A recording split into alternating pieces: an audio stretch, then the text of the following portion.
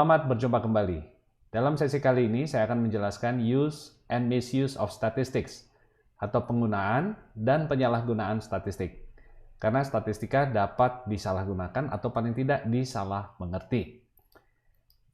Tujuan pembelajaran ini pertama adalah supaya saudara mampu menyebutkan berbagai tingkat analisis dari penggunaan statistik. Kedua, Anda bisa menjelaskan hubungan antara artificial intelligence, machine learning, statistika, dan data science. Saudara mampu menjelaskan beberapa kesalahan umum penggunaan statistik beserta contoh-contohnya. Dalam sesi kita kali ini ada dua bagian besar. Pertama adalah penggunaan statistika, berbagai tingkat kedalaman penggunaan statistik. Dan kedua adalah misuse of statistics. Kita mulai dengan yang pertama. Salah satu istilah yang paling sering kita dengarkan hari ini adalah machine learning. Dan sebenarnya itu sangat berkaitan dengan statistika, bahkan berawal dari statistik. Machine learning dan statistik adalah sebuah teknik untuk melakukan hal yang sama, yaitu prediksi, korelasi, klasifikasi.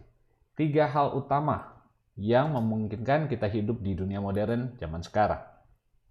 Anda bisa menemukan jalur yang tercepat karena ada prediksi dari Google Map untuk mencari rute yang tercepat.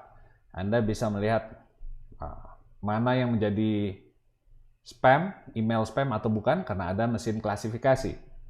Bahkan kalau kita lihat mobil-mobil yang bisa berjalan secara otomatis jalan, tentunya harus punya kemampuan mengklasifikasi objek.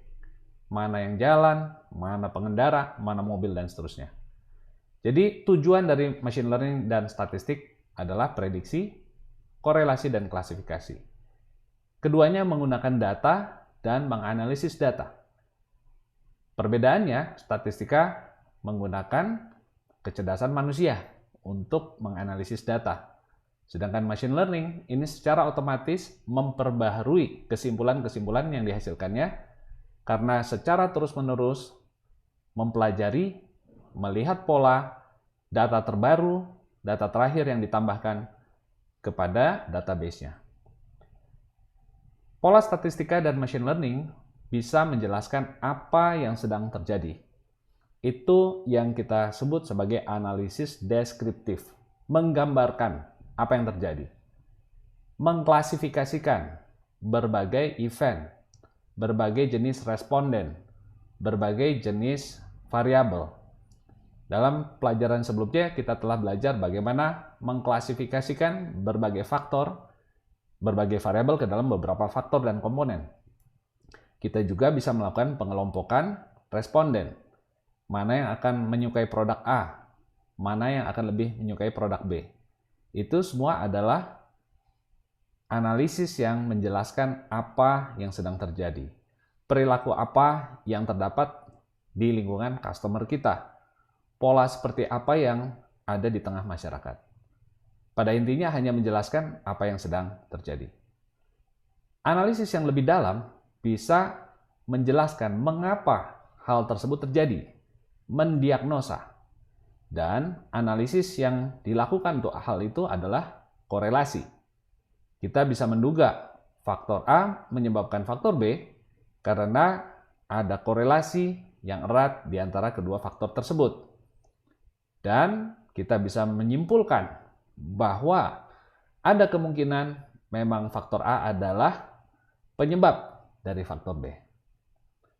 Analisis yang lebih lanjut bukan hanya menjelaskan variabel mana menyebabkan yang mana, tetapi juga bisa melakukan prediksi.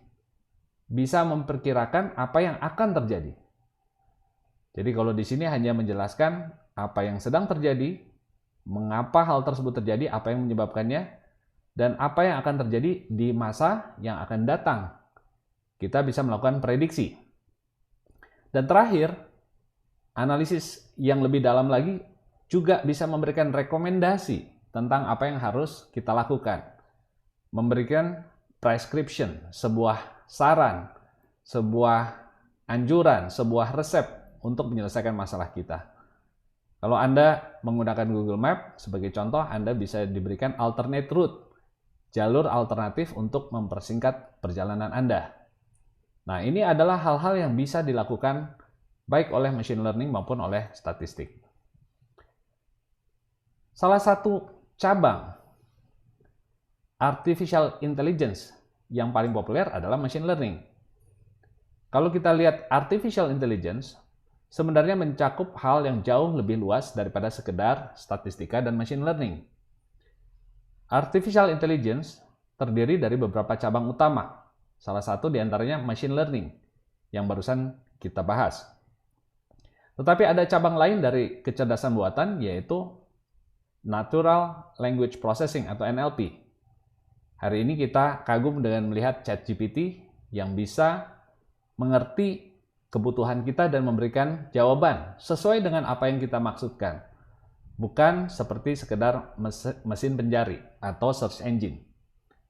Cabang lain dari artificial intelligence adalah speech, kemampuan untuk memahami atau menerjemahkan kalimat-kalimat verbal ke dalam tulisan dan sebaliknya. Kemudian ada yang disebut expert system, ada yang disebut planning and scheduling and optimization, termasuk contohnya Google Map. Bagaimana Anda bisa mencari driver yang terdekat dengan Anda, rute yang tercepat, dan seterusnya. Cabang berikut dari artificial intelligence adalah robotics, di mana mesin-mesin bisa secara cerdas memutuskan apa yang dia harus lakukan. Salah satu prestasi yang paling canggih hari ini adalah mengirimkan robot ke planet Mars yang bisa mendarat sendiri dengan begitu banyak sequence gerakan yang dia lakukan untuk bisa mendarat di planet Mars dengan selamat dan mengirimkan data-data kembali ke bumi tanpa dikendalikan. Karena sinyal dari bumi tidak mungkin mengendalikan secara real time apa yang terjadi dengan robot tersebut di planet Mars. Sinyal membutuhkan 8 menit untuk bisa sampai ke sana. Ya, atau bahkan lebih mungkin ya. Dan oleh karena itu, robot harus bisa memutuskan apa yang terbaik untuk dirinya. Cabang lain dari kecerdasan buatan adalah computer vision, di mana komputer bisa melakukan image recognition dan machine vision. Ya, ini contohnya pada mobil-mobil yang saat ini bisa berjalan secara otomatis, tentunya punya kemampuan computer vision ini.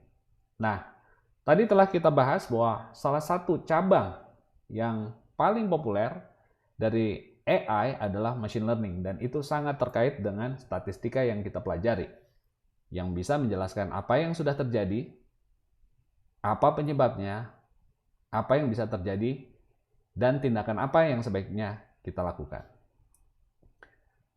Baik, selanjutnya,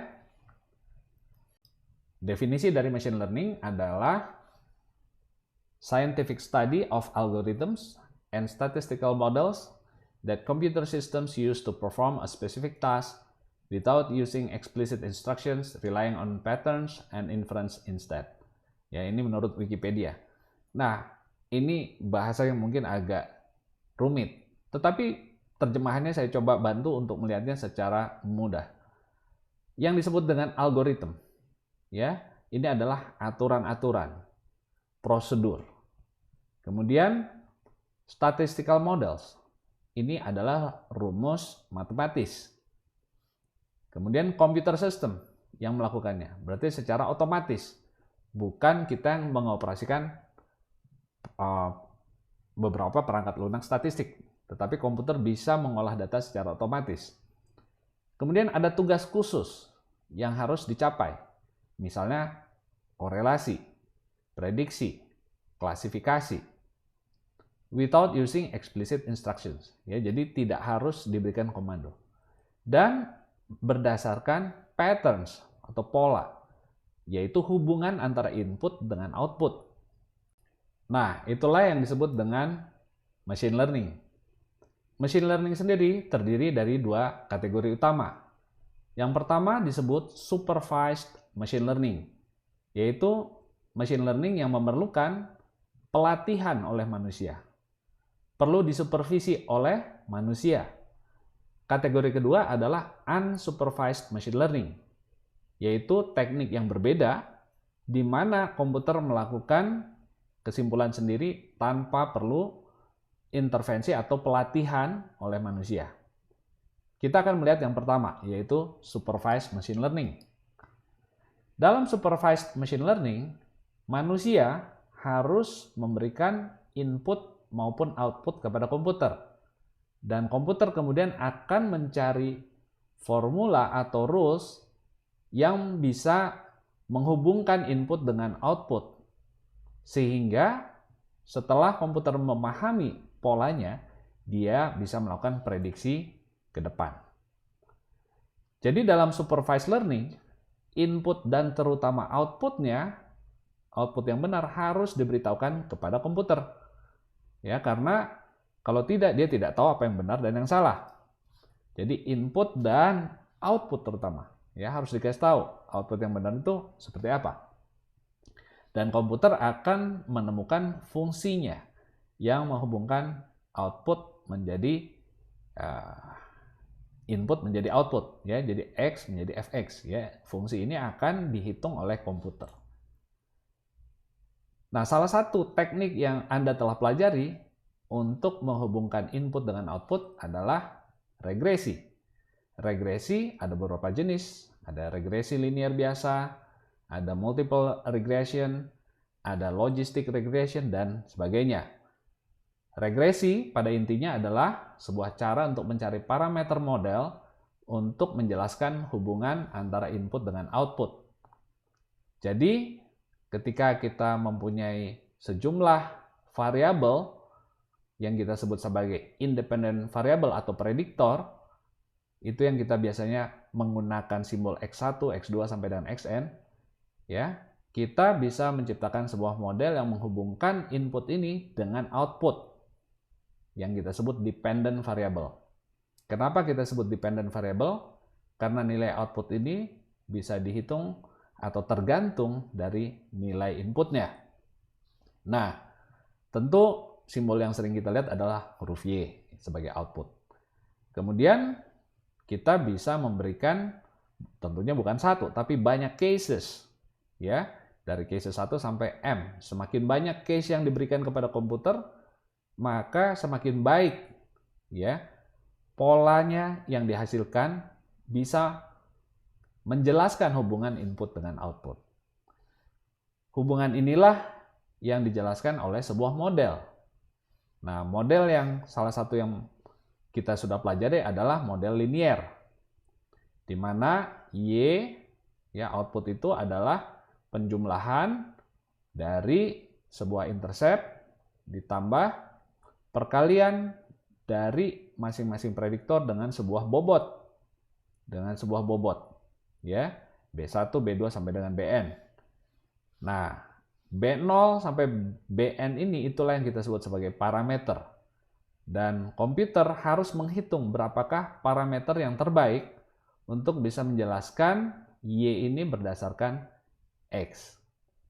Dan ini tentu tergantung berapa jumlah data yang kita miliki. Semakin banyak data yang kita miliki, akan semakin baik estimasi parameternya, semakin mendekati kenyataan. B0 kita kenal sebagai intercept, dan B1, B2, B sampai dengan Bn, yang ada di sebelah masing-masing, di samping dari masing-masing prediktor ini kita sebut sebagai koefisien. Dan ini dalam praktikum kita, dalam latihan kita, biasanya kita gunakan satu kali. Sedangkan dalam machine learning, regresi ini dilakukan berkali-kali, bukan satu kali. Tujuannya adalah untuk memperbaiki estimasi parameter ini. Jadi kalau dalam regresi biasa di mana Anda menggunakan SPSS untuk melakukan regresi, biasanya hanya satu kali, lalu Anda jelaskan mana yang signifikan, mana yang tidak. Tetapi dalam machine learning, tujuannya bukan untuk mencari mana yang signifikan saja, tetapi menghasilkan prediksi yang mendekati kenyataan. Hasil prediksi dari regresi ini, ya, ini diperoleh dengan menjumlahkan masing-masing terms ini, intercept ditambah koefisien pertama kali variabel pertama dan seterusnya sampai Bn kali Xn. Dan ini menghasilkan prediksi kita yang disebut Y hat menggunakan simbol topi itu. Y hat ini adalah prediksi kita. Jadi berdasarkan prediktor kita menghasilkan Y hat. Komputer menghasilkan Y hat. Nah, tentu prediksi itu harus dibandingkan dengan kenyataannya. Jadi, dalam hal inilah peran manusia memberitahu Y sesungguhnya berapa. Karena Y yang diprediksi oleh komputer itu hanya berdasarkan prediktor. Dan kita sebagai user, kita tahu Y sesungguhnya seperti apa. Lalu kita beritahu, dan komputer akan menghitung prediction error-nya, seberapa jauh prediksi dia dibandingkan kenyataannya. Nah, komputer kemudian akan memperbaiki parameter ini, yang biru ini, berdasarkan error tersebut. Sampai sekecil mungkin. Itu sebabnya ketika Anda melihat program komputer kita ya, dalam email, contohnya spam email, kita harus memberitahu kepada komputer kalau ada klasifikasi yang dilakukan secara keliru. Kalau ada email yang kita nantikan ternyata nggak masuk, biasanya kita cek di spam folder. Karena itu dilakukan oleh machine learning. Dia melakukan prediksi bahwa email tersebut berdasarkan prediktornya, biasanya dari keyword-keyword yang ada di dalam subjek, atau ada di dalam teks, body text ya, dari email tersebut dia akan melakukan prediksi bahwa ini spam. Nah, jika itu salah, kita harus kasih tahu aktualnya, ya, sehingga komputer kemudian bisa mengubah bobotnya, mengubah bobot dari keyword-keywordnya, ya, keyword-keyword yang mungkin salah satu prediktor, misalnya di sini sales, ada berapa kata sales, ada berapa kata discount, ada berapa kata limited offer, itu biasanya spam ya. Nah, bobotnya akan dia ganti yang birunya ini supaya next time ya email yang bukan spam jangan disimpulkan sebagai spam. Nah, you get the idea ya. Jadi itu yang dilakukan oleh machine learning. Nah, salah satu aplikasi yang paling canggih dari mesin prediksi dan klasifikasi tadi adalah artificial intelligence ya, kecerdasan buatan. Hari ini Anda bisa melihat mobil berjalan sendiri di jalan ya. Di beberapa negara taksi tanpa pengemudi itu sudah biasa, sudah ada. Mungkin belum terlalu populer ya, tapi sudah ada maksud saya. Nah, itu tentu membutuhkan kemampuan prediksi dan klasifikasi yang baik. Dia harus bisa menyimpulkan apa yang sedang ada di depan mobil. Apakah ada pengemudi lain menggunakan mobil, atau ada truk, atau ada pejalan kaki, ada sepeda yang sedang lewat, atau itu tiang listrik, atau tempat sampah yang diam. Dia harus bisa mengenali objek. Apakah ini bergerak, apakah ini jalan, apakah ini tempat penyeberangan, crossroad, dan seterusnya. Nah, saya akan berikan contoh kecil ya, bagaimana sistem bisa melakukan hal tersebut. Itu dimulai dengan regresi. Nah, salah satu teknik yang paling banyak untuk mengenali objek ya, yang tentunya artificial intelligence ini adalah kemampuan bergerak seperti manusia ya. Itu didasari dengan sistem yang kita sebut neural network, jaringan saraf tiruan. Neural network. Di mana kita punya banyak neuron ya, seperti di dalam otak kita. Nah, di dalam teknik ini kita sebut sebagai node atau simpul. Dia berperan seolah-olah seperti neuron dalam otak kita, sel-sel neuron. Dan di dalam otak kita ini ada saraf ya yang menghubungkan satu neuron dengan neuron lain. Ada jaringannya, ada connectionnya dari satu neuron ke neuron lain. Jadi ini tampilannya mirip sekali dengan otak kita. Namun cara kerjanya ini sebenarnya adalah regresi. Katakanlah kita mau membedakan sebuah objek ya. Mesin kita ini mau membedakan apakah sebuah objek itu foto anjing atau kucing. Maka di dalam model ini ada yang disebut input layer. Kita memberikan foto pixel by pixel ya, semua foto itu pixel by pixel semua diberikan sebagai input, lalu diolah di dalam, dia akhirnya memprediksi ya apakah itu kucing atau anjing. Bagian input kita sebut input layer, bagian pengolahan di tengah kita sebut hidden layer, dan keluaran terakhir adalah output layer. Dalam contoh ini, keputusan akhir adalah kucing atau anjing. Jadi, di dua node ini akan ada skor. probabilitas.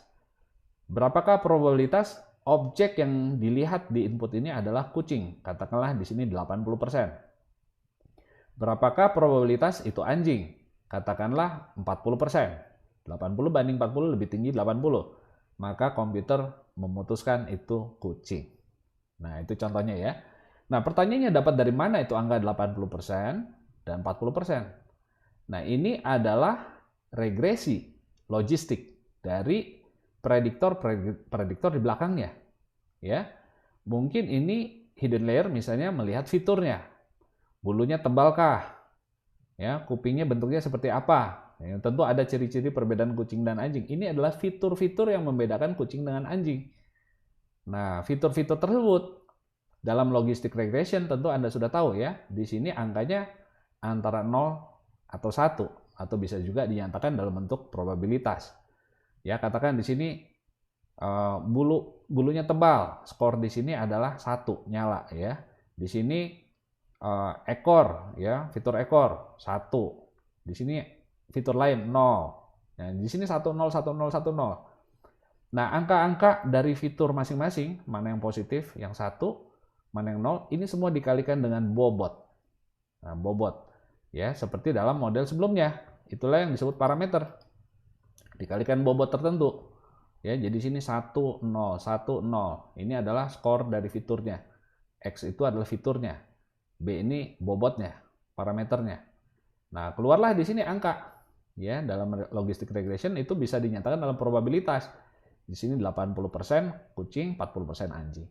Jadi berdasarkan fitur-fitur yang dikenali oleh sistem, ya, ini dikalikan bobot jadilah output layer.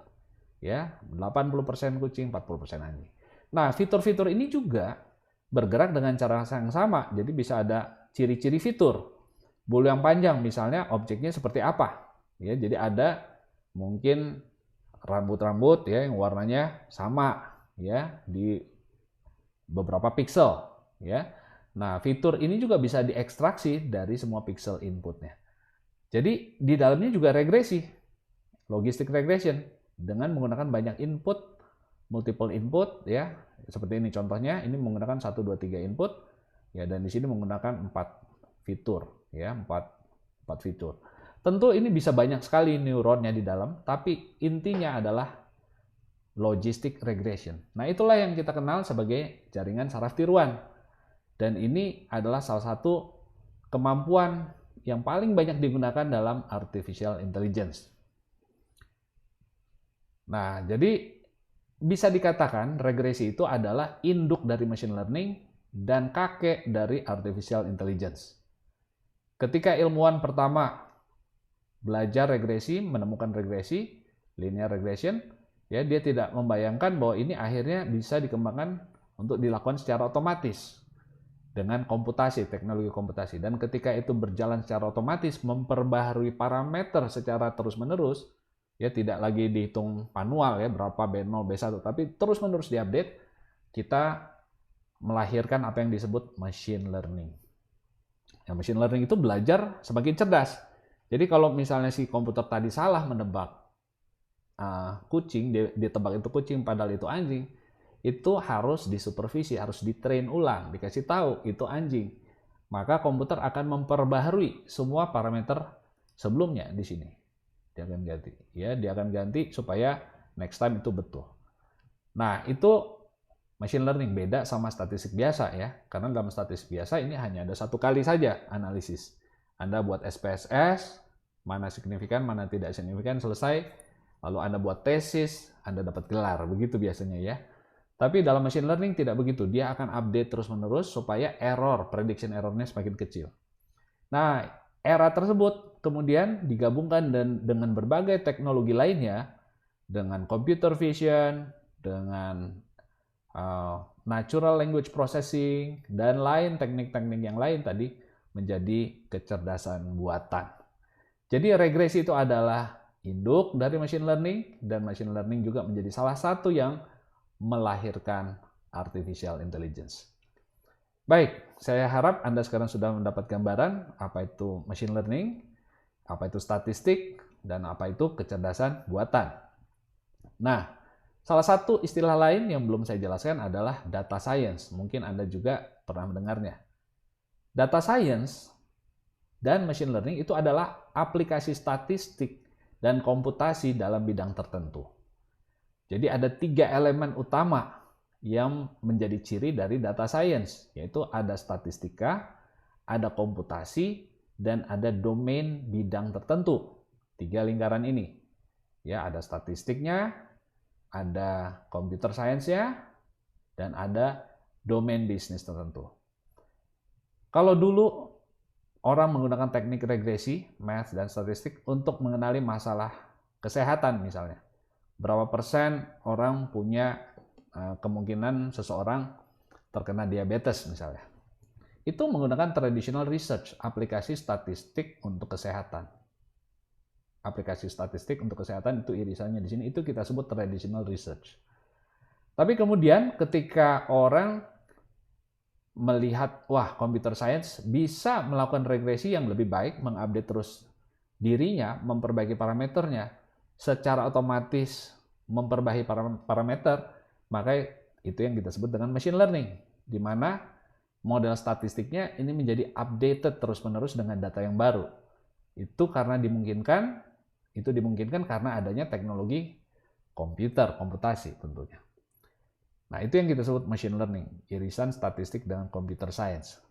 Nah, kemudian komputer tentunya tidak hanya digunakan untuk mengolah data, tapi juga untuk menyelesaikan masalah bisnis. Ya, misalnya bagaimana di perbankan transaksi mobile banking, yaitu aplikasi komputer pada domain bisnis, itu yang kita sebut software development. Software development, ya. Aplikasi computer science, misalnya teknologi komputer untuk scheduling, ya, itu juga dalam scheduling pesawat misalnya, ya, itu menggunakan software development. Atau dalam produksi, jadwal produksi, pengaturan inventory, akuntansi, itu yang kita sebut software development. Jadi irisan computer science pada domain bisnis. Nah, irisan ketiganya itulah yang kita sebut data science. Bagaimana kita membuat software, ya, jadi ini ada pengembangan software untuk aplikasi kesehatan misalnya, ya. Jadi harus ada domain bisnisnya, kesehatan atau keuangan, menggunakan analisa data statistik dan machine learning, ya, untuk mengupdate terus-menerus pengetahuan yang bisa melakukan prediksi, ya, pengetahuan yang bisa dipakai untuk melakukan prediksi, misalnya untuk diagnosa penyakit tertentu. Itu yang kita sebut data science. Jadi data science adalah aplikasi machine learning pada domain bisnis tertentu. Jadi Anda sudah mempelajari apa itu kecerdasan buatan. Salah satu dari kecerdasan buatan, ya, tadi sudah dibahas, ada banyak, ya, kecerdasan buatan itu. Salah satunya machine learning, di mana komputer bisa menggunakan algoritma dan metode statistik untuk mengenali pola input dan output secara otomatis, ya, jadi tidak di run SPSS begitu, ya, tapi secara otomatis. Sedangkan data science adalah pemanfaatan machine learning pada domain bisnis tertentu. Demikianlah penjelasan tentang berbagai pemanfaatan statistik. Mulai dari menjelaskan apa yang sedang terjadi, descriptive analytics. Kemudian kedua adalah menjelaskan mengapa hal tersebut bisa terjadi, correlation, causality, ya. Dan bisa juga dipakai untuk melakukan prediksi apa yang akan terjadi, bahkan prescription, apa yang sebaiknya kita lakukan untuk meresponi apa yang akan terjadi. Itulah berbagai level, ya, tingkat kedalaman yang berbeda dari penggunaan statistik. Bagian kedua dari sesi kita kali ini adalah penyalahgunaan dari statistik. Karena statistik ini tidak hanya bisa dipakai untuk hal-hal yang berguna, tapi juga bisa disalahgunakan untuk kepentingan tertentu. Atau paling tidak, bukan disalahgunakan, tetapi disalahpahami, disalah mengerti. Saya akan menyajikan 9 contoh dari penyalahgunaan statistik. Tentunya ada jauh lebih banyak. Dan saya tidak akan menjelaskan motivasinya, apakah sengaja, apakah tidak. Apakah dipakai untuk kepentingan tertentu atau tidak, itu di luar pembahasan kita. Tapi ada 9 contoh kesalahpahaman atau penyalahgunaan dari statistik. Yang pertama adalah sampling problem. Banyak orang yang melihat report hasil penelitian tidak menyadari bahwa sampling sangat menentukan kesimpulan. Ya, sampling yang salah bisa menghasilkan kesimpulan yang keliru. Sebuah penelitian menyatakan dalam studi selama 20 tahun terakhir ditemukan bahwa perokok memiliki peluang meninggal yang lebih kecil dalam 1 tahun ke depan. Dan tidak dijelaskan sampelnya. Nah, tentu temuan ini bisa sangat kontroversial karena selama ini orang tahu perokok itu memiliki resiko kesehatan yang lebih besar dibandingkan orang yang tidak merokok. Risiko mendapatkan penyakit, ya. Tapi temuan ini menyatakan mereka memiliki peluang meninggal yang lebih kecil dalam 1 tahun ke depan. Nah, apa yang tidak disampaikan adalah karena sampel yang diambil dalam studi tersebut, sampel perokok ternyata yang mereka sampel itu kebanyakan orang-orang yang masih muda. Sedangkan sampel yang digunakan sebagai kelompok non-perokok itu rata-rata berusia lanjut karena umurnya memang lebih panjang. Jadi kelompok perokok itu usianya lebih muda, kelompok non-perokok ini yang disampel adalah orang-orang yang usianya rata-ratanya lebih tua karena memang lebih sehat. Nah, tentu orang yang umurnya sudah lebih tua ini punya harapan hidup lebih singkat dibanding yang masih muda. Yang masih muda, walaupun punya risiko penyakit, kalau dia rata-ratanya masih mungkin 30-40 tahun, dibandingkan mungkin yang rata-rata usia lanjut ini sudah 60-65 tahun, tentu usia harapan hidupnya akan lebih tinggi di golongan yang lebih muda, yang kebetulan juga golongan perokok. Nah, jadi masalah sampel ini sangat penting. Sebuah studi lain yang menunjukkan masalah sampling problem ini adalah sebagai berikut. Ada sebuah penelitian menunjukkan bahwa mayoritas masyarakat mendukung pendirian pembangkit listrik tenaga nuklir. Tentunya temuan ini cukup kontradiktif karena biasanya masyarakat khawatir akan pendirian PLTN ya karena adanya kemungkinan radiasi. Setelah dikaji lebih lanjut ternyata kesimpulan di atas bisa jadi menyesatkan karena sampel yang dipilih adalah para pekerja dari pembangkit listrik tenaga nuklir yang hidupnya bergantung pada PLTN, orang-orang yang tinggal di sekitar PLTN tersebut. Ya, dan itu tentu mereka membutuhkan penghasilan dari PLTN tersebut. Nah, ini masalah yang kadang-kadang orang tidak teliti ya, hanya melihat wah, sampelnya mengatakan orang-orang setuju akan pendirian PLTN, padahal mereka orang-orang yang punya kepentingan di sana, ya. Nah, jadi 2 masalah besar dalam proses sampling adalah yang pertama yang kita sebut dengan biased sampling. Biased sampling ini artinya tidak semua anggota populasi mendapat kesempatan yang sama untuk terpilih menjadi sampel. Itu yang kita sebut biased sampling. Seperti contoh dalam PLTN tadi, orang-orang yang tinggal jauh dari PLTN tersebut tidak ditanya, tidak dapat kesempatan untuk didengarkan pendapatnya. Masalah kedua adalah non-representative sampling. Biasanya ini terkait dengan masalah nomor 1. Jika kita tidak memberikan kesempatan yang sama kepada seluruh anggota populasi untuk terpilih, hasil akhir dari sampelnya biasanya tidak representatif. Proporsi dari sampel tidak menggambarkan proporsi yang ada di populasinya. Dalam masyarakat tentu tidak hanya ada orang-orang yang tinggal dekat PLTN, ada orang-orang yang tinggal jauh dari PLTN dan mungkin tidak setuju akan pendirian PLTN tersebut.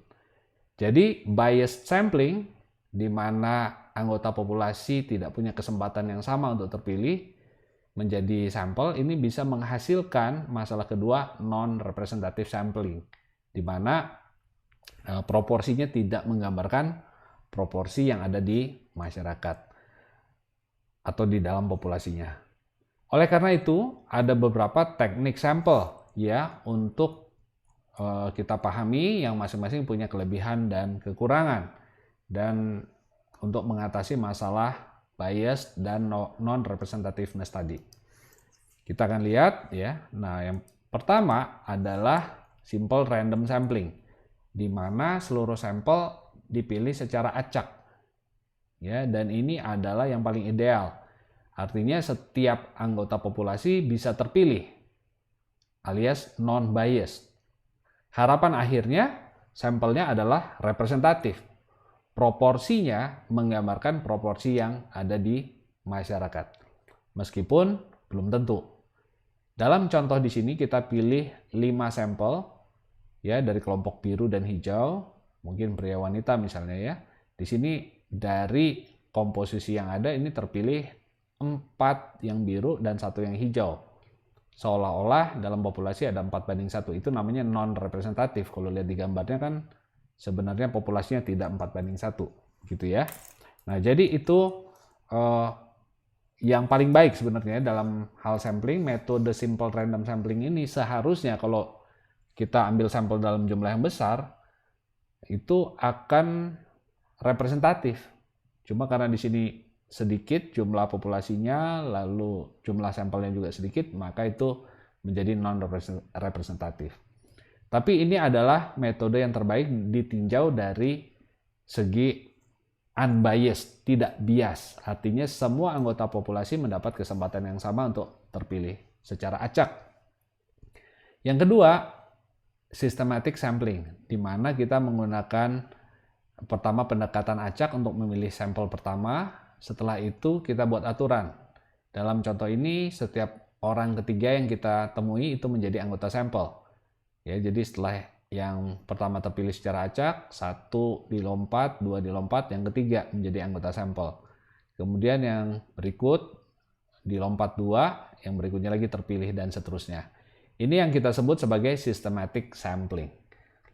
Kemudian stratified sampling, di mana kita membagi dulu populasinya ke dalam beberapa kelompok. Di sini ada kelompok hijau, kelompok biru, mungkin pria wanita begitu ya. Lalu dari masing-masing kelompok kita pilih secara acak beberapa sampel sesuai dengan proporsinya. Tentu keunggulannya ini adalah semua kelompok terwakili. Kedua, proporsi sampel bisa menggambarkan proporsi di populasi. Contohnya di sini 2:3 misalnya ya, 2 orang yang dari kelompok hijau, 3 di kelompok biru, karena kita sudah tahu lebih dulu komposisi grup di masyarakat. Nah, ini cukup baik ya, dalam arti dia bisa mewakili setiap kelompok. Kemudian cluster sample, di mana kita memilih bukan secara individu tapi kelompok. Jadi sebagai contoh, kita ingin mensurvei data dalam sebuah kabupaten, lalu kita pilih hanya 2 kecamatan. Seluruh warga kecamatan tersebut kita pilih untuk menjadi sampel. Ya, jadi ini berdasarkan kelompok sampel, bukan secara individu. Kemudian convenience sampling, ini adalah cara mengumpulkan data dari responden dengan cara yang paling memungkinkan, yang paling nyaman, yang paling cepat. Ya, sebagai contoh kalau Anda ada di mall mengumpulkan data, ya tinggal orang-orang yang dekat dengan Anda yang datang, itu Anda pilih menjadi sampel. Tetapi orang yang ada di lantai 2, lantai 3, lantai 4, mungkin Anda sedang berada di lantai dasar ya, maka Anda tidak perlu naik ke lantai 2, 3, 4 untuk mengejar-ngejar sampel. Tapi siapa yang lewat dekat dengan Anda, itu yang Anda tanyai. Itu yang namanya convenience sampling. Ya, paling mudah, orang-orang yang dekat saja yang bersedia mengisi.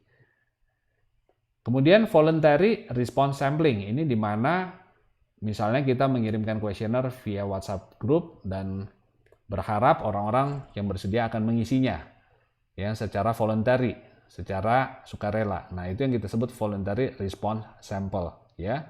Nah, ini ada risiko bahwa yang menjawab ini memang orang-orang dari kelompok tertentu ya, yang kelompok hijaunya ini tidak ada yang menjawab. Bisa saja begitu karena ini berdasarkan voluntary. Kemudian purposive sampling. di mana kita memilih sampel yang sesuai dengan topik penelitian. Katakanlah saya sedang meneliti industri perbankan dan mengumpulkan data dari data-data harga trading yang ada di Bursa Efek Indonesia, perusahaan-perusahaan publik di sana. Karena topik saya tentang perbankan, maka saya akan memilih saham-saham perbankan, Bank Mandiri, BRI, BCA, dan seterusnya. Saya tidak memilih secara acak, karena memang purpose dari penelitian saya adalah industri perbankan, menjelaskan fenomena di sana. Jadi itu yang saya pilih sampel yang tertentu. Itu yang kita sebut purposive sampling. Kemudian berikutnya snowball sampling, di mana saya memilih secara convenient ya, mungkin 2-3 orang yang mau mengisi respon saya, lalu saya minta mereka membantu menyebarluaskan kuesioner, mencari lagi sampel berikutnya seperti bola salju. Ya, sehingga orang-orang berikutnya ini juga akan mencari ya siapa lagi yang akan mengisi kuesioner yang saya bagikan. Nah, itu contohnya ada 8 metode sampling yang sudah kita lihat. Setiap metode tersebut ya punya kelebihan dan kekurangan. Simple random sampling di mana kita memilih secara acak anggota populasi ini adalah yang ideal. Itu tidak bias, unbiased. Setiap anggota populasi memiliki kesempatan yang sama untuk terpilih dan tentunya representatif. Setiap kelompok terwakili ya, akan menggambarkan proporsi dalam sampel akan menggambarkan proporsi di dalam populasi. Kerugiannya ini bisa sangat mahal. Ya, kalau misalnya anggota populasinya tersebar di banyak pulau, di banyak lokasi, ini bisa sangat mahal. Jadi ini bermanfaat kalau sampelnya terkonsentrasi. Katakan di kota tertentu, ya, atau di lokasi tertentu, dikatakan di sebuah perguruan tinggi, di sebuah sekolah, di sebuah rumah sakit, ini akan mudah. Tapi kalau dia tersebar populasinya seluruh Indonesia, maka simple random sampling ini menjadi sangat mahal. Anda harus pergi, mungkin untuk mengumpulkan 1-2 data harus pergi ke pelosok-pelosok. Metode convenient sampling ini tentu paling mudah, paling cepat. Siapa yang mau mengisi di sekitar saya itu yang saya minta untuk merespon. Keuntungannya mudah, cepat, dan murah.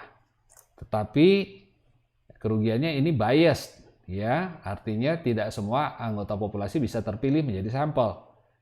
Dan ada lagi yang disebut dengan self-selection bias. Orang yang berpartisipasi dalam survei saya adalah orang yang memang punya ketertarikan. Ya, sehingga orang-orang yang tidak punya ketertarikan kepada topik yang sedang saya teliti, ini tidak terwakili suaranya. Kita tidak bisa tahu apa yang ada dalam pikiran mereka. Ya, kita tidak punya data tentang orang-orang yang tidak tertarik akan survei kita. Systematic sampling itu adalah yang dimulai dengan random lalu menggunakan aturan untuk memilih sampel. Urutan kedua, urutan kelima, urutan ke-10. Mungkin Anda lihat contact list Anda ya, lalu dibuat rule-nya.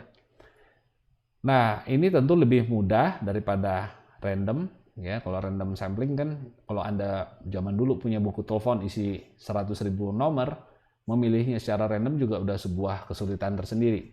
Tapi dengan systematic sampling Anda bisa menyederhanakan dengan membuat aturan-aturan. Cara ini juga punya keuntungan bahwa ini pendekatan yang cukup baik, good approximation dari simple random sampling. Kelemahannya ini biased ya, karena tidak semua anggota populasi bisa terpilih menjadi sampel.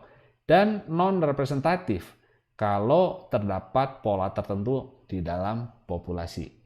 Ya, misalnya Anda mensurvei sebuah rumah-rumah di sepanjang jalan tertentu dan Anda hanya menanyakan orang-orang yang tinggal di nomor rumah ganjil. Ternyata mereka semua ada di satu sisi jalan, sehingga rumah-rumah yang posisinya di seberang jalan, rumahnya nomor genap semua, tidak terwakili. Dan kalau Anda menanyakan sesuatu yang akan dijawab berbeda oleh orang yang tinggal di sisi satu dibanding sisi yang lain, ini akan bias dan non-representatif yang pasti ya. Karena kalau Anda mensurvei tentang lalu lintas, bisa jadi pendapat orang yang tinggal di sisi tertentu akan berbeda dari di sisi lainnya. Jadi hati-hati menggunakan rule atau systematic sampling, karena kalau tidak sadar ini bisa menghasilkan hasil yang non representatif. Kemudian cluster sampling, ini dimana kita memilih kelompok ya berdasarkan cluster kecamatan tertentu seperti tadi ya. Ini keunggulannya lebih mudah dibandingkan simple random ya, yang paling ideal tadi. Tapi juga bisa biased, bisa tidak representatif kalau antara satu cluster dan cluster lain punya karakteristik yang sangat berbeda. Ya, misalnya kecamatan A dan B kita pilih, sedangkan ternyata C, D, dan E itu punya karakteristik yang berbeda. Dan itu resikonya ya menggunakan cluster sampling. Stratified sampling, di mana kita membagi dulu ya populasi ke dalam beberapa strata atau kelompok, lalu kita pilih randomly ya, secara random dari masing-masing kelompok. Itu keuntungannya representatif ya, proporsinya pasti menggambarkan proporsi yang ada di populasinya. Proporsi dalam sampel akan sesuai dengan proporsi yang ada di populasi. Kelemahannya ini kompleks ya. Kalau Anda mau membagi Indonesia ke dalam beberapa provinsi, kabupaten, kota, kecamatan, mau terwakili semua, ini menjadi sebuah hal yang kompleks untuk membaginya dan membutuhkan informasi yang detail tentang populasinya. Saya harus tahu ada berapa grup, berapa kelompok, dan berapa ukuran dari masing-masing grup tersebut supaya semua terwakili secara proporsional. Nah, ini membutuhkan informasi yang rumit. Jadi itu seperti itu, hati-hati dengan masalah sampling. Tadi kita sudah menemukan salah satu misuse of statistics adalah ketika kita menyimpulkan sesuatu tanpa memperhatikan siapa sampelnya. Apakah sudah unbiased, apakah sudah representatif. Misuse yang kedua adalah kadang-kadang kita mengasumsikan kausalitas berdasarkan korelasi. Dua hal yang berkorelasi belum tentu dua hal yang punya hubungan sebab akibat. Saya berikan contoh di sini tentang tingkat kejahatan dan penjualan susu. Ternyata di sebuah daerah ditemukan ketika tingkat kejahatan turun, penjualan susu naik. Ya, jadi ini berhubungan terbalik. Ya, ketika tingkat kejahatan turun, penjualan susu naik. Sebaliknya, tentu waktu tingkat kejahatan naik, penjualan susunya turun. Lalu kita menduga ya bahwa penjualan susu bisa menekan tingkat kejahatan. Ya, penjualan susu kalau naik, dia bisa menekan tingkat kejahatan. Waktu penjualan susu turun, tingkat kejahatan akan naik. Jadi itu kesimpulan yang mengasumsikan bahwa yang disebut korelasi, ini dalam hal ini korelasi negatif, kita anggap sebagai sebab akibat. Padahal ini yang kita sebut sebagai spurious relationship, hubungan yang palsu. Ini adalah bukan kausalitas, memang betul. Tingkat kejahatan dan penjualan susu ada hubungannya, ada korelasinya. Tapi bukan sebab akibat, karena ini yang kita sebut dengan spurious atau palsu ya. Jadi itu kita pikir ya itu sebabnya, hubungannya sebab akibat, tapi sebenarnya bukan gitu ya. Nah, jadi untuk itu kita perlu melihat lebih lanjut, jangan-jangan ada variabel lain yang tidak kita pahami, ada faktor lain yang menyebabkannya. Dalam contoh ini ternyata income growth, pertumbuhan income ya, income dalam masyarakat, pendapatan per kapita, inilah yang menyebabkan penjualan susu naik, penjualan mobil naik, penjualan rumah juga naik. Dan dengan naiknya pendapatan masyarakat yang menaikkan penjualan susu, mobil, dan rumah, itu juga menekan tingkat kejahatan. Ada faktor ketiga di sini, faktor keempat malah ya, yang faktor kelima ya, 1, 2, 3, 4, 5, faktor lain ya yang menentukan, yang menyebabkan sebenarnya kenapa tingkat kejahatannya itu bisa naik atau turun. Jadi meskipun tingkat kejahatannya berkorelasi terhadap penjualan susu, berkorelasi negatif juga terhadap penjualan mobil dan penjualan rumah, namun penyebabnya bukan hal-hal tadi, tetapi pertumbuhan pendapatan dalam masyarakat. Jadi satu hal yang kita simpulkan dari penjelasan barusan adalah correlation does not necessarily mean causation. Korelasi tidak harus berarti sebab akibat.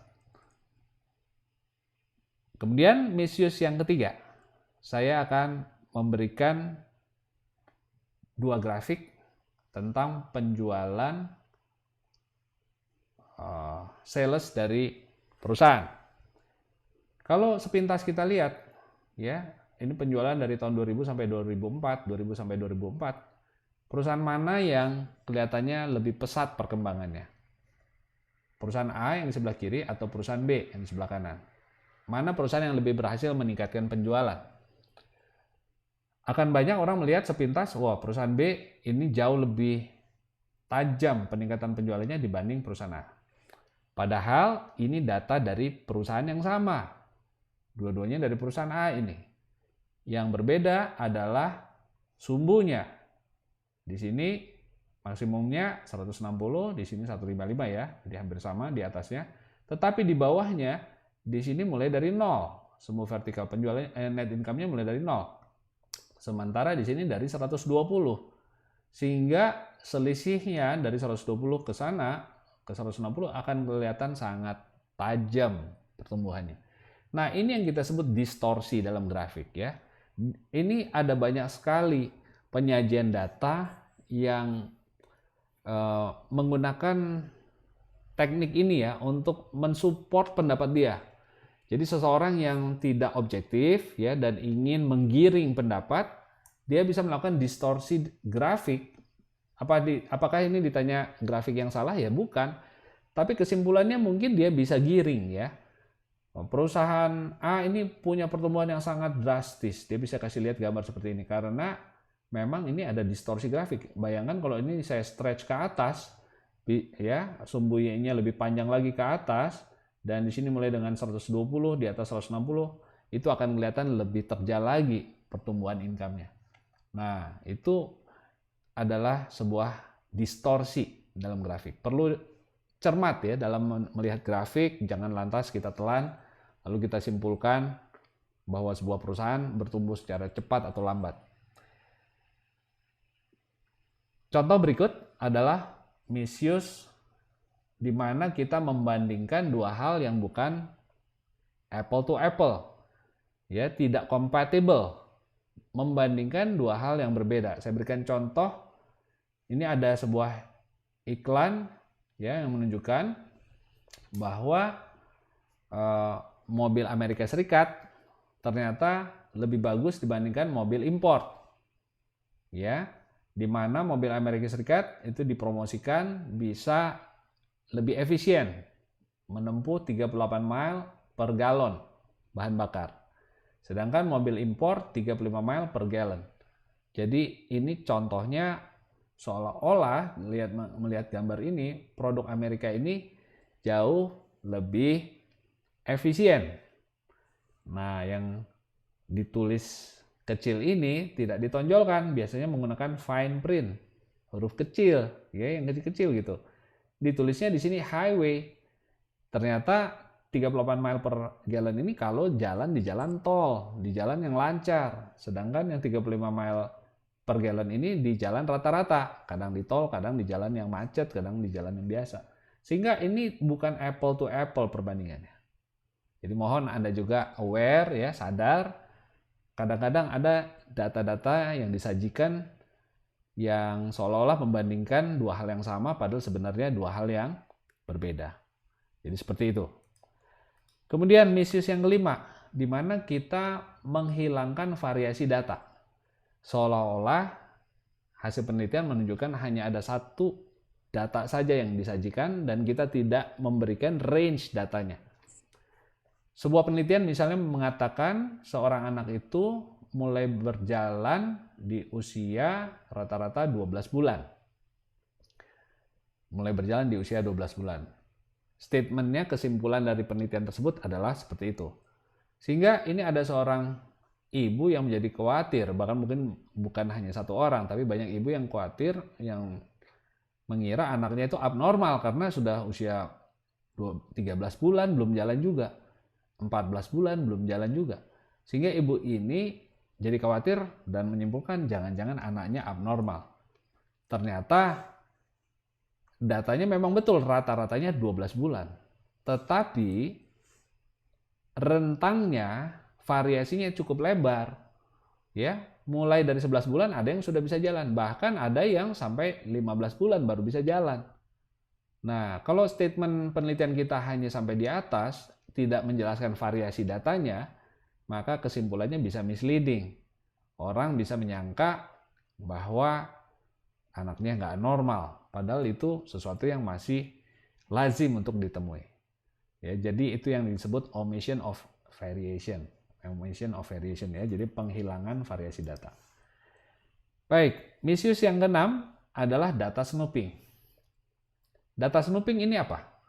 Data snooping ini adalah salah satu bentuk statistical bias, di mana peneliti itu memanipulasi data atau analisisnya, dimanipulasi supaya bisa mendapatkan hasil yang signifikan, positif, A mempengaruhi B, karena itu yang menjadi tujuan penelitian dia. Jadi secara artifisial, ya bukan sejatinya demikian, dia merekayasa proses statistik agar menghasilkan data yang signifikan. Nah, bagaimana caranya? Ada banyak triknya. Salah satunya adalah dengan menambah jumlah sampel. Semakin banyak sampel, maka akan semakin tampak hubungan yang seolah-olah A itu mempengaruhi B. Ya, semakin banyak sampelnya itu akan semakin nyata, ya.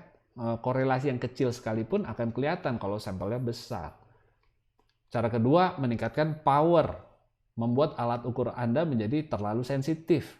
Ya, untuk menunjuk misalnya Anda mau menunjukkan COVID pandemi belum berakhir. Anda buat alat ukur tes yang terlalu sensitif sehingga semua orang yang virusnya pun nggak berbahaya atau hanya ada proporsi hanya virus yang sangat sedikit pun menjadi positif. Itu power penelitian Anda terlalu tinggi.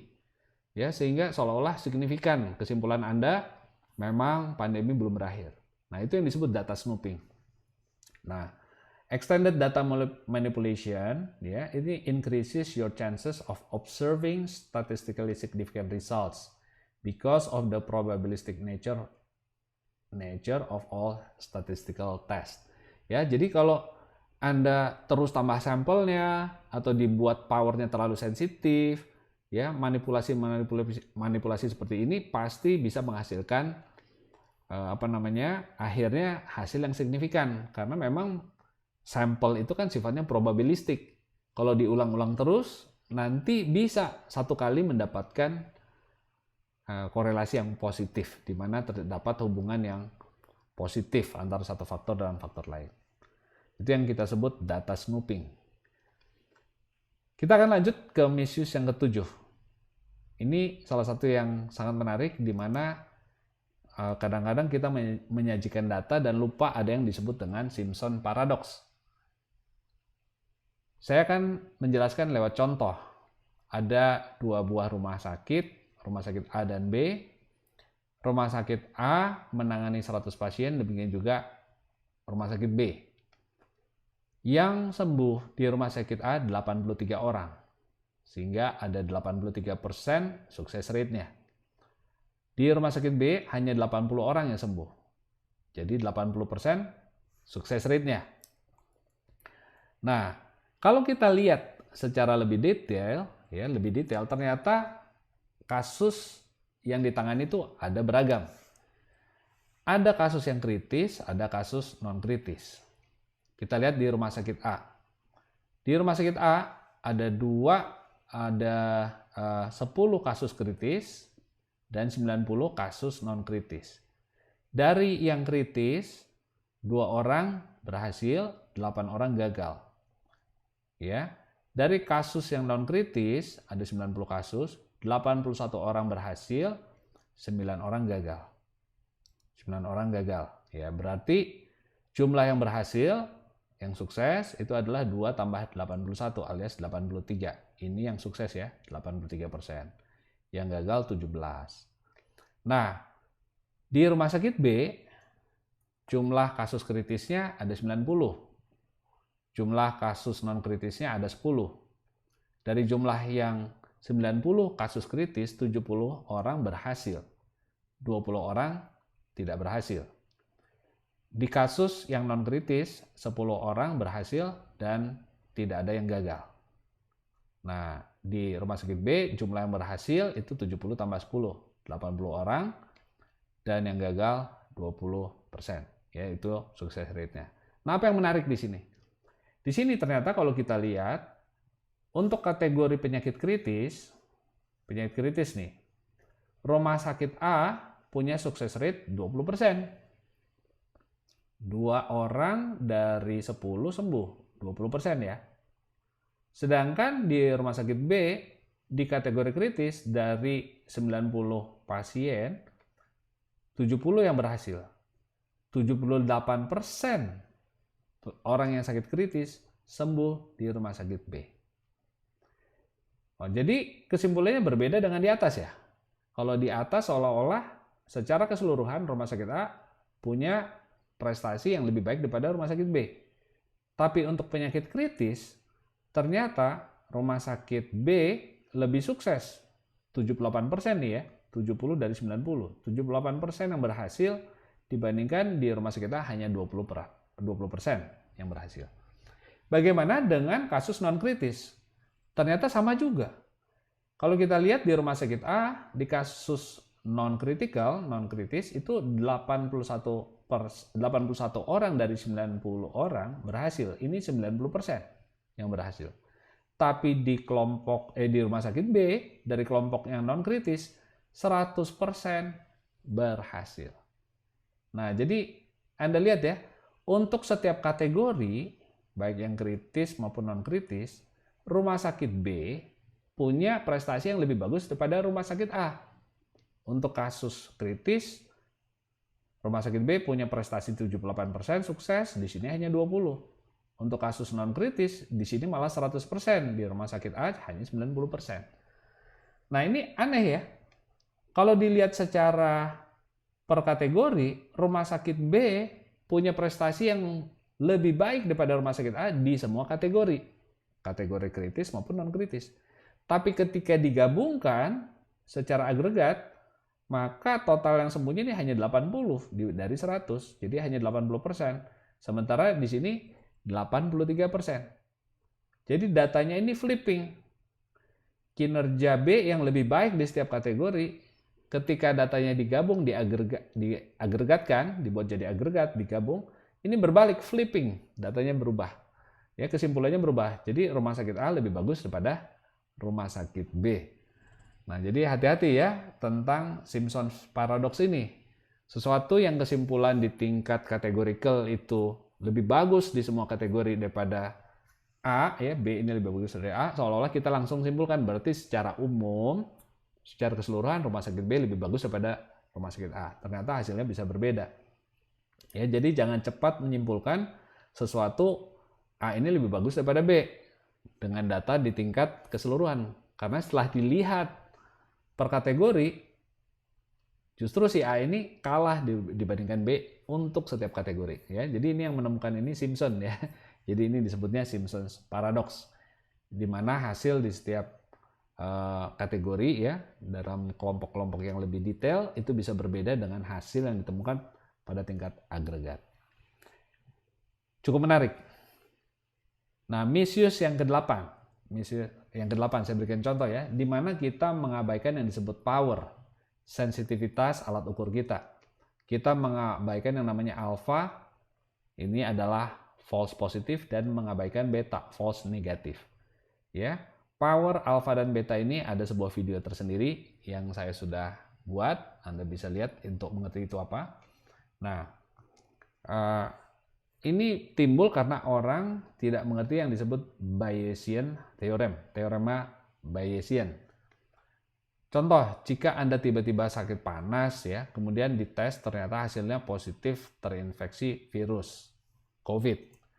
Lalu diketahui bahwa alat tes yang kita pakai itu mampu mendeteksi seseorang yang positif dengan tingkat akurasi 90%. Jadi kalau Anda betul-betul sakit, punya penyakit, alat ukur kita bisa mendeteksi orang yang sakit itu, orang yang memang positif dengan akurasi 90%. Pertanyaannya, berapakah kemungkinan bahwa Anda betul-betul terjangkit dengan virus tersebut? Alat ukurnya sudah bilang 90% ya akurasinya mengatakan positif. Betulkah Anda punya virus tersebut? Nah, banyak orang akan mengatakan iya kan alat ukurnya punya akurasi 90%. Karena mengabaikan yang disebut Bayesian Theorem. Sekarang kita akan lihat ya apa itu. Katakan kita punya populasi 100 orang, digambarkan dalam kotak ini. 100 orang. Dari 100 orang tersebut, ada 10 orang yang betul-betul terjangkit penyakit, kena virus. 10 orang dan 90 sehat sebenarnya. Kemudian dari 10 orang yang sakit ini, alat ukur kita akan bisa mengukur 90%. Jadi kalau Anda betul-betul terjangkit virus, alat ukur kita akan bisa mendeteksi 90% alias 9 orang dari 10 orang. 9 ini akan terdeteksi positif. Yang satu meskipun dia positif, dia tidak terdeteksi oleh alat ukur kita. Jadi ini kita bilang negatif, dia nggak sakit. Padahal ini false, kenyataannya dia positif. Berarti ini apa? Ini yang kita sebut dengan false negatif alias beta. Nah, power adalah kemampuan kita mendeteksi orang yang betul-betul sakit, 90%. 9, ya. Jadi 90% itu adalah power kita. Dengan kata lain, power sama dengan 1 kurangi beta. Karena yang di sini adalah false negatif.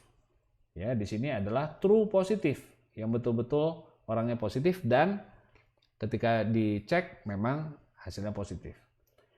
Nah, kadang-kadang orang lupa dengan orang yang sehat yang nggak sakit di sini. Dari orang yang sakit juga ternyata ada orang-orang yang terdeteksi positif oleh alat ukur kita.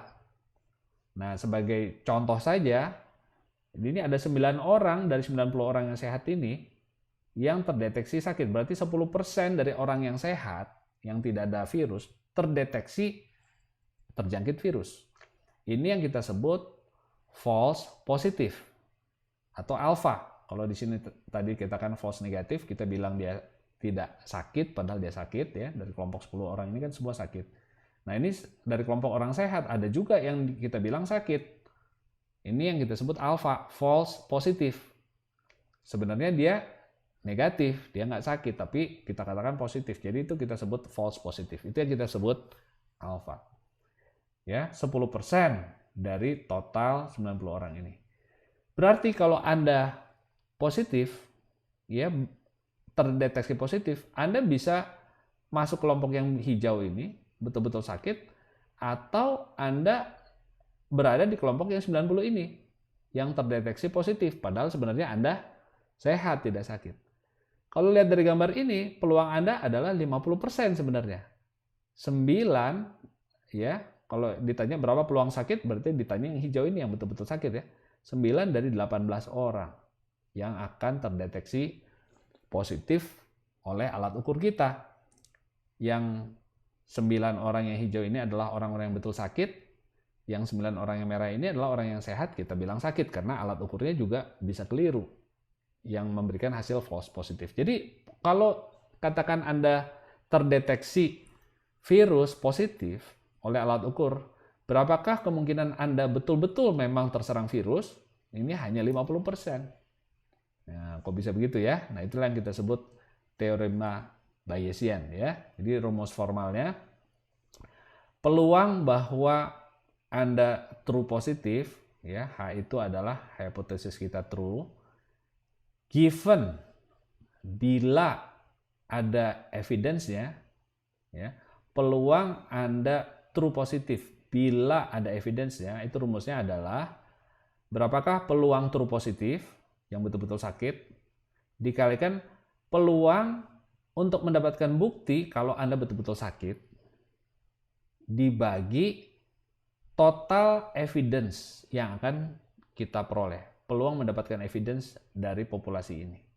Ya, jadi kita udah tahu itu ya. Nah, jadi berapakah peluang Anda betul-betul sakit kalau buktinya sakit? Berapakah peluang Anda betul-betul true positif kalau betul-betul sakit? Kalau ada bukti positif, itu adalah PH dikalikan PE given H dibagi peluang betul-betul mendapatkan evidence. Nah, peluang mendapatkan evidence adalah tentu yang hijau ini ya. Yang hijau ini adalah peluang proporsi orang yang betul-betul sakit dikalikan proporsi mendapatkan bukti bila orang tersebut sakit, yang hijau ini. Ya, jadi di sini 10%, ya 10 dari 100 orang di sini adalah peluang orang betul-betul sakit pH-nya dikalikan peluang mendapatkan bukti positif kalau orangnya sakit, ya 9/10. Berarti di sini ada 10% dikalikan 90%. Seperti ya, 10% dikalikan 90%. Nah, yang di atas ya peluang Anda betul-betul sakit kita udah tahu 9 ya. pH peluang sakit adalah 10% dikalikan mendapatkan bukti bahwa dia positif kalau dia sudah sakit ya, dia memang sakit itu 90% kemungkinan di sini. Ya, berarti yang di atas 9, di sini 9 ya, sama ya 9%, di bawahnya 9%. Kemungkinan Anda dinyatakan positif kalau betul-betul sakit. 9. Tapi jangan lupa ada lagi yang positif, yang orang sehat dibilang positif. Ya, itu adalah yang di bawah ini. Jadi peluang bahwa Anda sehat, jadi sebenarnya Anda tidak sakit, jadi hipotesisnya not true, Anda sakit, dikalikan peluang mendapatkan bukti bahwa Anda positif padahal Anda sehat. Minus H ya, minus H artinya not true. Peluang Anda sehat 90% ya, di populasi kita 90% sehat, dikalikan peluang mendapatkan hasil positif kalau Anda sehat ada 10% nih kemungkinan dari yang sehat ini 10% akan terdeteksi positif, dinyatakan positif. Berarti yang di bawahnya ini ada 18, di atasnya 9. 9 yang hijau ini dibagi 9 tambah 9 sama dengan 50% kemungkinannya. Tentu kesimpulan ini jauh ya dibandingkan dengan statement di awal bahwa alat ukur kita bisa mendeteksi 90% orang yang sakit. Jadi seolah-olah kalau Anda terdeteksi positif, wah 90% nih aku sakit.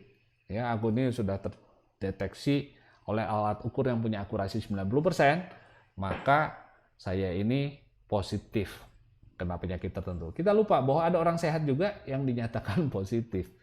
Ya, jadi kalau lihat ini, datanya seperti ini, ternyata peluang Anda betul-betul sakit ya waktu sudah dinyatakan positif itu hanya 50%, karena sebenarnya bisa saja Anda sehat tapi terdeteksi positif oleh alat ukur yang tidak sempurna. Nah, itu contohnya ya tentang pentingnya memahami apa itu false positif yang di sini dan false negatif yang di sana, serta power. Power adalah 1 kurangi beta atau 1 kurangi beta 1 kurangi false negatif. Baik, jadi seperti itu.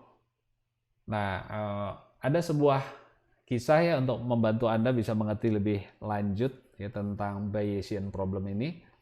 Anda bertemu dengan 2 orang ya di sebuah tempat, ya katakanlah di mall, ada, jangan di mall ya, mungkin yang lebih masuk akal gitu ya, di rest area di jalan tol. Anda ketemu 2 orang.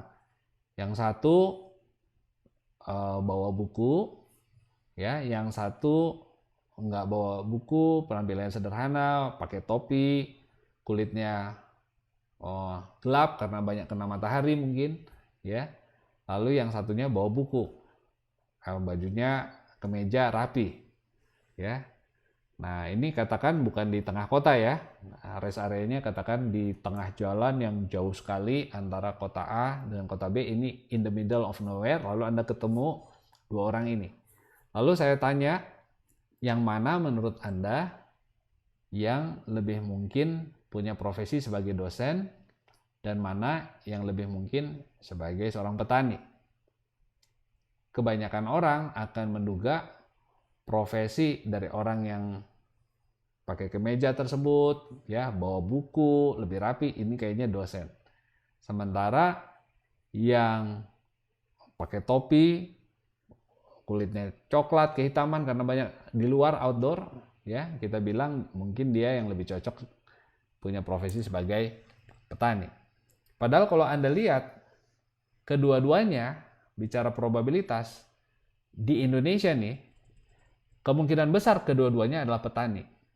Karena populasi petani jauh lebih banyak daripada populasi dosen, ya, daripada populasi yang profesinya dosen. Nah, jadi kita mengabaikan yang namanya prior probability, ya, bahwa orang yang betul-betul profesinya petani itu jauh lebih banyak dibandingin dosen. Itu kita nggak perhitungkan. Sebenarnya kalau Anda ketemu dua orang itu, probabilitas profesi keduanya adalah petani itu jauh lebih besar daripada menjadi dosen. Seperti itu. Nah, jadi istilahnya dalam Bayesian, ya, H itu kita sebut hypothesis true, ini evidence. PH itu peluang bahwa seseorang itu hipotesisnya true, ya, itu kita sebut prior probability. Itu yang di sini, ya. PH ini, prior probability. Kalau di contoh ini 10% yang betul-betul sakit, itu yang kita sebut prior probability. PH given E, peluang bahwa orang tersebut betul-betul sakit kalau given evidence, itu kita sebut posterior probability. Itu posterior probability, ya, peluang ini adalah peluang posterior, ya, yang di sebelah kiri ini. Peluang seorang betul-betul sakit, hipotesis yang benar, given evidence, ya.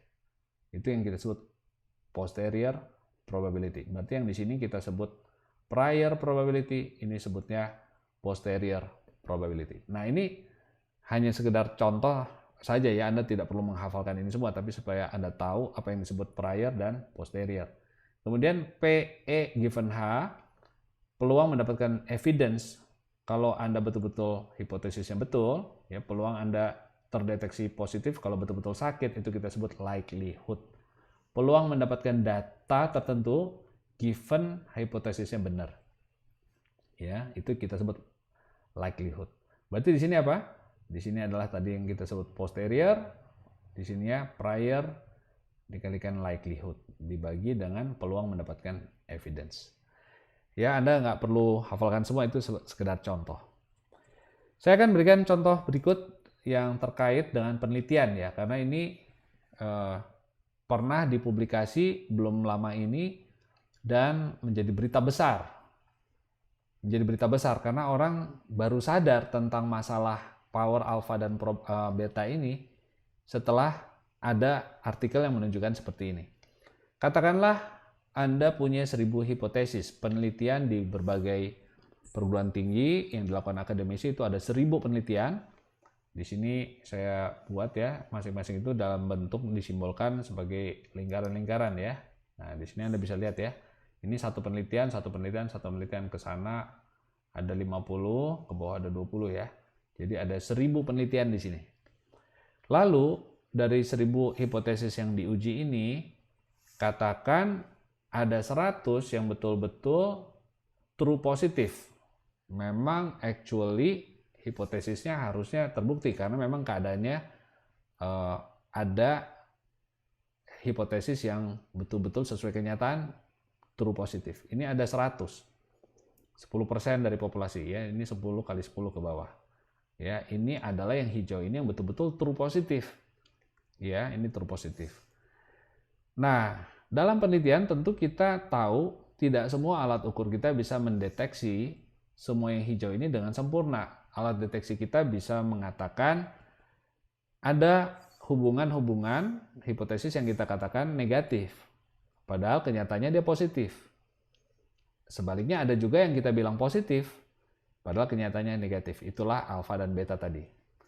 Nah, katakanlah di sini kita lihat ada 20 penelitian dari yang sebenarnya positif kita katakan negatif. Ini di lingkaran merah ya. Berarti ini dari 100 true positif yang betul-betul true kenyataannya, ada 20 yang kita katakan oh itu nggak ada hubungan, nggak positif, hipotesis tidak terbukti. Jadi ini false negatif, inilah beta. Ya, ini beta. Berarti dari 100 yang betul-betul harusnya positif, ada 20% yang kita katakan dia negatif. Itulah beta kita. Nah, seperti itu ya. Jadi, power dari penelitian kita untuk mendeteksi dari 100 yang positif itu ya, hanya 80%. Hanya 80 dari 100 kasus positif yang akan terdeteksi positif. Sisanya yang 20% akan kita katakan negatif. Itulah false negatif. Power adalah 1 kurangi beta, 1 kurangi 20%. 80% akan kita bilang positif. Ya, jadi seperti itu. 20% dari 100 kasus, 20 kasus ini adalah false negatif. Nah, sebaliknya ada juga dari yang negatif, harusnya kenyataannya tidak ada ya, tidak ada ini kasus, tidak ada hipotesanya tidak terbukti gitu ya. Tapi dinyatakan positif. Nah, itu yang kita sebut false positif atau alpha. Nah, saya berikan contoh di sini alfanya 5%. False positif. Dari mana? Dari 900 yang diteliti ini sebenarnya tidak ada korelasi. Misalnya Anda sedang menguji korelasi, tidak ada korelasi atau menguji hipotesis apapun. Ya. Sebenarnya ini negatif, 900 ini tidak ada kenyataannya, hipotesisnya tidak terbukti harusnya. Tapi ada 5% yang kita bilang positif, itu yang kita sebut false positif, 5%. 5% kali 900 berarti ada 45 kasus. Yang salah ya, kita bilang dia positif, kita lingkari hijau nih, seolah-olah positif padahal kenyataannya negatif. Nah, problem timbul karena publikasi penelitian ilmiah itu biasanya hanya menampilkan yang positif. Ya, jadi kalau saya potong gambar ini hanya yang di sini saja, itu yang dipublikasi, biasanya yang negatif-negatif, semua yang merah tadi tidak ditampilkan dalam publikasi ilmiah. Ya, buat apa juga menunjukkan misalnya A tidak berpengaruh pada B, B tidak berpengaruh pada C tidak berpengaruh pada Z, dan seterusnya. Publikasi itu nggak terlalu bermanfaat untuk menunjukkan sesuatu yang nggak ada hubungannya. A tidak mempengaruhi B tidak mempengaruhi Z. Nah, nilai papernya di mana gitu ya. Jadi itu nggak dipublish. Nah, katakan ya, jadi yang dipublish itu biasanya hanya yang positif. Sebagian besar temuan negatif tidak dipublikasikan karena nggak ada value-nya. Sehingga akibatnya apa? Bila akhirnya hanya yang positif dipublikasi, 125 ya, di mana 80 true positif, lalu yang dipublikasi sisanya dengan 45 yang false positifnya ada 45, ini semua dipublish, yang 80 tambah 45 di sini. Ada 125 temuan positif yang dipublikasi dalam jurnal ilmiah, begitu.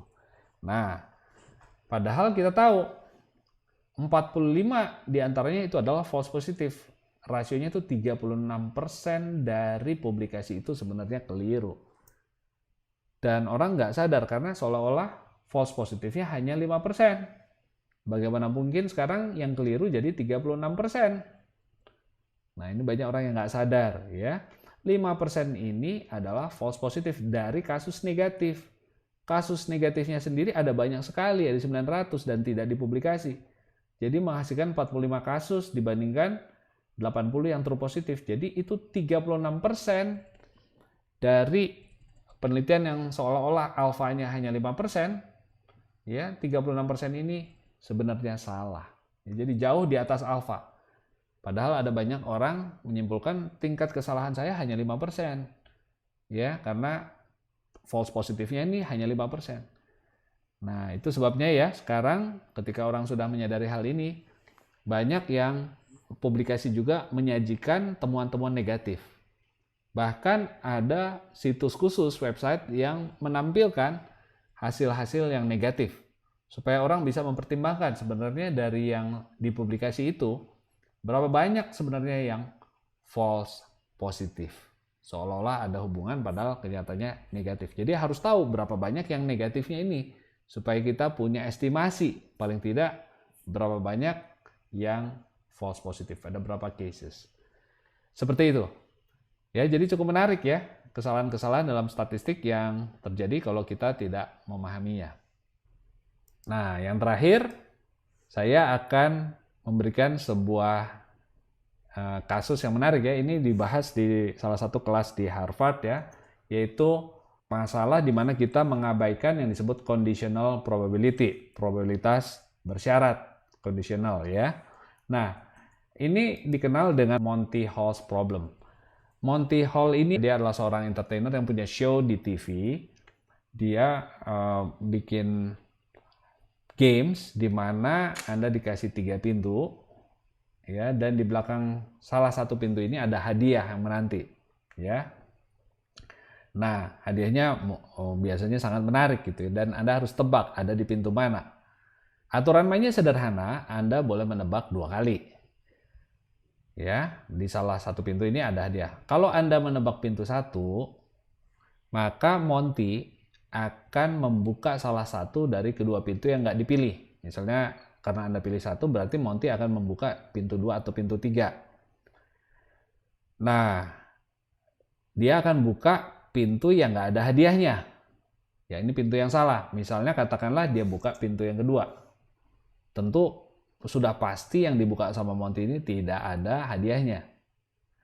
Nah, lalu Anda diberikan kesempatan kedua untuk memilih kembali.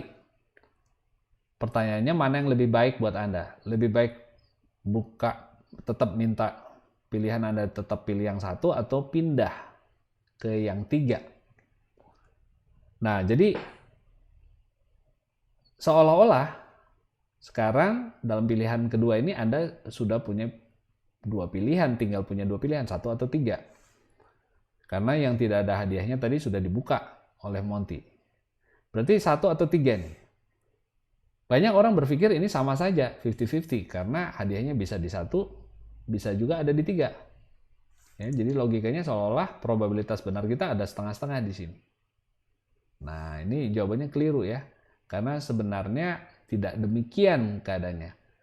Yang benar, Anda harus switch ke 3. Karena peluang benar bahwa hadiah ada di sini itu ada 2/3. Sementara di sini hanya 1/3. Nah, kok bisa begitu? Ya karena kalau Anda pikir secara logika saja ya, pilihan Anda pertama itu bisa benar, kemungkinannya 1/3. Berarti di antara 2 pintu ini, ada 2/3 kemungkinan benar. Sekarang 2/3 ini Anda abaikan ya, pintunya sudah terbuka 1. Berarti di grup yang sebelah kanan ini, probabilitasnya 2/3 untuk benar dibandingkan yang di sini. Di sini 1/3 kemungkinan benarnya. Di sini 2/3. Nah, saya cukup penasaran dengan hal ini dan mencoba pernah simulasi. Nggak percaya, bayangkan ini kan saya tinggal milih dari 2, harusnya 50-50 dong. Tapi cara melihatnya nggak boleh begitu. Ya, sebenarnya harusnya dilihat di sini 1/3 di awal, dan di 2 pintu ini ada 2/3 kemungkinan. Dan yang di sini sekarang saya eliminate ya. Tetap saja di kelompok ini ada 2/3, seperti itu. Kalau saya membuat dengan pohon keputusan seperti ini ya, kita melihat penjelasan matematisnya. Saya tadi sudah milih pilihan pertama saya pintu 1, maka ada 3 kemungkinan hadiah mobil ya, dalam hal ini contohnya mobil ya. Bisa ada di pintu 1, kemungkinan 1/3, di pintu 2 1/3, di pintu 3 1/3. Saya sudah pilih yang 1. Nah, sekarang kalau ternyata hadiahnya ada di pintu 1, saya sudah milih pintu 1 pertama ya, dan ternyata ada di pintu 1, maka Monty hanya bisa membuka pintu kedua atau pintu ketiga dengan peluang 50-50, karena hadiahnya ada di pintu 1 kan. Jadi Monty bisa membuka yang kedua, bisa membuka yang ketiga, peluangnya 50-50, setengah-setengah ya. Nah, kalau ternyata hadiahnya ada di pintu kedua, ya, dan pilihan pertama saya tadi kan pintu 1. Berarti si Monty nggak mungkin buka pintu 1. Nggak mungkin juga buka pintu 2, karena di pintu 2 ada hadiahnya nih. dia akan buka pintu yang salah, yaitu pintu ketiga. Sudah pasti dia buka yang ketiga. Probabilitasnya 100%. Demikian juga dengan kalau hadiahnya ada di pintu ketiga. Kalau hadiahnya ada di pintu ketiga, dia tidak mungkin buka yang ke satu, karena itu pilihan saya yang pertama. Nah, kalau hadiahnya ada di pintu ketiga, dia pasti buka pintu kedua dengan kemungkinan 100%. Dari sini kita bisa analisis. Kalau Monty ternyata tadi membuka pintu yang kedua, berarti jalurnya lewat yang ini nih. Atau lewat yang bawah. Karena Monty membuka pintu yang kedua ya. Di contoh kita tadi kita pilih yang pertama adalah pintu 1, lalu Monty buka pintu yang kedua. Berarti bisa lewat jalur di sini, di mana hadiahnya sebenarnya ada di pintu yang ke-1, lalu Monty membuka pintu yang kedua. Berarti ini kemungkinannya adalah 1/3 dikali setengah alias 1/6. Lalu Monty bisa juga membuka pintu yang kedua lewat jalur yang bawah, di mana sebenarnya saya milih dulu yang pertama pintu 1 dan hadiahnya ada di pintu ketiga, ya. Dan Monty membuka pintu yang kedua. Berarti peluangnya adalah 1/3 kali 1 alias 1/3. Nah, kita lihat 1/6 dengan 1/3 ini peluangnya tentu lebih besar yang di bawah ya. Ini adalah 2 kalinya dibanding yang pertama. Ya, kalau disajikan ya perbandingan 1/6 dibagi dengan 1/3 itu sama dengan 1/3 dibagi 2/3 alias 1/2. Ya, jadi ini sama dengan intuisi yang pertama ya, di mana grup ini sebenarnya punya probabilitas 2/3. Jadi kalau Anda mau menggunakan cara ini sama ya, lewat analisis keputusan seperti ini. Tetap saja kalau Anda switch, tadinya pilih 1, sekarang pilih ketiga, probabilitas Anda benar itu 2 kali lebih tinggi dibanding kalau Anda tetap stay menduga hadiahnya ada di pintu 1. Ya, peluang ini akan lebih kecil dibanding yang bawah. Ya, jadi tidak selalu intuitif ya. Nah, saya coba memberikan satu contoh lagi untuk memberikan intuisinya. Kalau Anda tidak suka penjelasan matematis yang tadi ya, dan masih belum, kok bisa gitu ya. Nah, saya kadang-kadang membayangkannya seperti ini. Dari switch dari 1 ke 3, saya dapat 2 kali kemungkinan peluang untuk menebak ya. Jadi punya 2/3 kesempatan benarnya, karena boleh membuat 2 pilihan. Ya, ibaratnya kalau Anda punya 100 pintu gitu ya, 100 pintu atau 10 lah, 10 pintu gitu ya, di mana-mana kemungkinannya masing-masing 1/10. Kalau Anda boleh milih 2 kali, milih di 1 yang pertama, terus yang kedua boleh pilih lagi yang di tempat lain, masa di situ lagi? Ya, tentu Anda akan switch ke tempat lain untuk memperbesar kemungkinan Anda. Ini secara intuitif ya, baru bisa mengerti ya kenapa nebaknya di situ terus. Lebih baik pindah, meningkatkan chance kita untuk berhasil. Nah, ini yang kita sebut conditional probability. Saya pernah sangat penasaran tentang hal ini. Bagaimana mungkin 2 pilihan yang seolah-olah sama, hadiahnya bisa di sini, probabilitasnya tidak 50-50. Ya, saya membuat sedikit program kecil untuk menunjukkan apakah betul kalau 100 kali saya main dengan pindah itu hasilnya akan lebih bagus dibanding kalau saya stay. Ya, saya buat simulasi dengan kasus random ya, di mana hadiahnya kadang-kadang di 1, kadang-kadang di 2, kadang-kadang di 3. Dan terbukti betul seperti ini ya, 1/3 banding 2/3. Kalau Anda switch, peluang Anda menang itu 2 kali lebih besar dibanding kalau Anda stay di pintu 1 terus. Yang lucu, kenapa saya buat penjelasan ini agak panjang, karena ada banyak ahli matematika yang tetap nggak percaya tentang hal ini, dan ngotot ya bahwa ini 50-50. Hanya ada 2 pilihan yang unknown, bisa di 1, bisa di 3, jadi itu tetap 50-50. Nah, itulah sebabnya saya buat simulasi program ya. Saya tes dengan data sesungguhnya, betul nggak bahwa kalau Anda switch 66% Anda akan betul, 33% Anda akan salah. Dan hasilnya memang betul demikian. Ya, jadi meskipun ada ahli matematika yang nggak setuju, data menunjukkan bahwa logika yang di bawah ini yang benar. Demikian ya para mahasiswa, Anda harus tetap curious ya, berpikir kritis, ingin tahu, ingin belajar, dan tidak lantas mudah percaya dengan data, tapi memperhatikan beberapa aspek yang telah saya sampaikan dalam sesi kali ini.